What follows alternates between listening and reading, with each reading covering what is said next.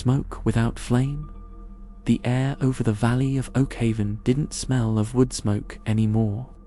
It smelled of stagnant ice and the metallic temps of a tomb. The western hills were no longer a verdant sanctuary of grazing sheep, but a jagged line of frosted obsidian cutting into a grey, suffocating sky. Talron, an apprentice whose robes were too thin for a spring that had forgotten how to thaw, knelt in a field of withered barley. He pressed his palms to the soil. It wasn't just cold, it was hollow. The geological heartbeat he usually felt, the rhythmic, tectonic pulse of the magma veins deep below, had gone silent. Above him, a shadow the size of a cathedral glided by. It was a great azure, its wingspan stretching 200 feet, trailing a wake of crystalline frost. There, stealing the sun, his master had wheezed before the lung chill took him. There, drinking the light Talron, kill the fire, and you save the harvest. Talron climbed the cinder spire, his breath coming in ragged, frozen plumes. He carried a thermographic lens, a tool of brass and enchanted quartz, designed to see the flow of caloric energy. When he reached the summit, he didn't find the dragons hoarding gold. He found them huddled around the great vent, the primary throat of the ancient volcano that sat beneath their world like a sleeping titan. Through the lens, the scene was a kaleidoscope of desperation. The mountain's core was a bruised, dying purple, its heat fading into a dull ember. The dragons were draped over the volcanic vents like living thermal blankets. Their scales, usually vibrant and hot, were encrusted with rime. They weren't breathing fire, they were inhaling it. "Monsters," Talron shouted, his voice cracking. "You've turned our summers to ash. You've frozen the wells."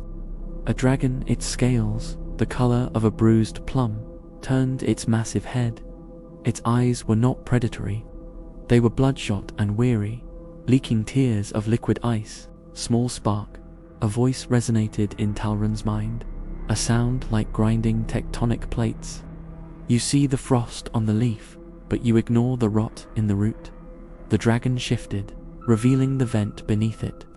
Talron looked through his lens and gasped. The volcanic heart wasn't just dying, it was unstable. Without the dragons siphoning the excess, volatile pressure of the cooling magma, the gases were becoming a pressurized bomb. The heat they were stealing wasn't for comfort, it was a controlled bleed. "If you take the heat," Talron whispered, the lens slipping from his numb fingers, "the valley freezes. My people starve, and if we stop," the dragon replied, its wings shivering as it drew another lungful of lethal thermal energy. The mountain shattered. "The heart fire will not just warm the valley, it will erase the continent. We are the heat sinks of the world. We suffer the frost so the earth does not split." Talron looked down at the valley. He could see the tiny, orange flickers of torches. The villagers were coming, led by the king's frost guard. They carried harpoons of cold iron, intent on driving the thieves away from their sun. The irony was a physical weight in Talron's chest. If the villagers succeeded in saving their crops by killing the dragons, they would be rewarded with a sun that lasted exactly 6 minutes before the ground beneath their feet turned into a fountain of liquid fire. "They're almost at the base of the spire," Talron said, looking at the great azure. "They think you're the winter. We are the silence before the scream," the dragon rumbled, its body glowing with a faint, dangerous orange light as it absorbed a fresh surge of pressure from the depths. "Decide, Weather Mage. Do we let the valley starve in the cold, or do we let the world burn in the light?" Talron reached into his satchel and pulled out his master's atmospheric seal, a relic meant to trap heat in a small area. It was a toy compared to the scale of a volcano, but it was all he had. "I can't stop the volcano," Talron said, his eyes bright with a sudden, reckless logic. "And I can't stop the king, but I can change the smoke."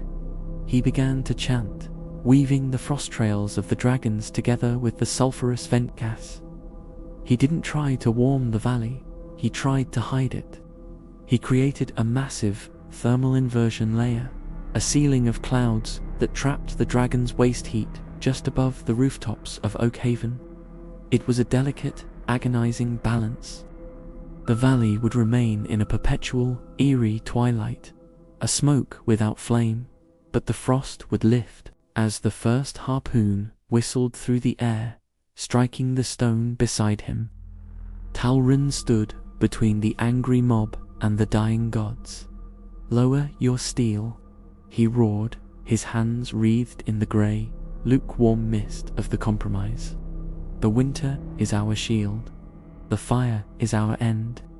The world remained cold, and the sun remained a memory, but beneath the wings of the dragons, the heartbeat of the world continued to thrum, slow, steady, and dangerously contained. The village of Oakhaven did not die, but it became a ghost of itself, draped in the amber-grey shroud of Talran's compromise. The smoke without flame was a thick, viscous mist that clung to the eaves of houses like damp wool, smelling of sulphur and wet stone. It was a world of silhouettes, where the sun was merely a pale, sightless eye peering through a ceiling of volcanic ash and dragon breath. Life in the perpetual twilight required a new kind of survival. The villagers abandoned the wide open fields, which had become tundra-slaked barrens, and retreated into the undercroft of the mist, the glow gardens. Since the barley could no longer find the sun, the villagers began cultivating the pale cap fungi and bioluminescent moss that thrived in the dragon's thermal waste. The town square was no longer a place of golden light, but a subterranean feeling grotto lit by the eerie, rhythmic pulsing of blue-veined mushrooms. The lantern code. In a world where visibility was measured in inches, the people of Oakhaven developed a language of light. Every citizen carried a shuttered lantern. A double flash of green meant clear path. A steady crimson glow meant dragon overhead. Stay low. The children born in this era were different. Their eyes grew wider, their pupils perpetually dilated to drink in the meager lumens. They didn't play at knights and dragons. They played a game called Finding the Spark, where they tried to feel the warmth of the volcanic vents through the soles of their boots. Talrin, once a mere apprentice, was now the high thermostat of the valley. He lived on the cliffside, in a hut of heated stone, his skin permanently stained a charcoal grey from the soot. He sat now with a group of village elders, their faces carved into deep shadows by the flickering glowmots. "The wheat is gone," Talrin, the headman, rasped, coughing a puff of grey dust. "We eat fungus and the meat of the cave crabs. The people are forgetful. They forget the colour of a summer peach. They begin to whisper that the fire of the volcano would be better than this slow, grey rot." "The fire would not be a meal, headman," Talrin replied, his eyes fixed on the great azure dragon perched on the ridge above them. The beast looked like a statue of frozen smoke, its wings occasionally twitching to shed a layer of rime. It would be a funeral pyre for the world. To live in Oakhaven now was to live inside a ticking clock. The silence of the mist was frequently broken by the dragon groan, a deep, sub-bass vibration that occurred whenever the sentinels took a particularly heavy gulp of the volcanic pressure. It was a sound that made the teeth ache and the milk curdle, but there was a strange, haunting beauty to the adaptation. On the nights when the pressure was highest, the smoke would catch the light of the dragon's internal furnaces. The entire sky would ripple with auroras of deep violet and molten copper. A phantom fire that gave no heat but offered a breathtaking glimpse of the power being held at bay.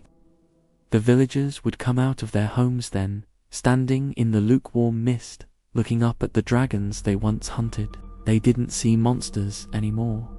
They saw vessels. They saw the only thing standing between them and the beautiful, lethal light of the end of the world. Talrin, a young girl, whispered, pulling at his singed sleeve. She was holding a handful of the blue moss. "Does the sun ever get tired of hiding?" Talrin looked up. Through a brief thinning of the grey veil, he saw the dragon above them shiver.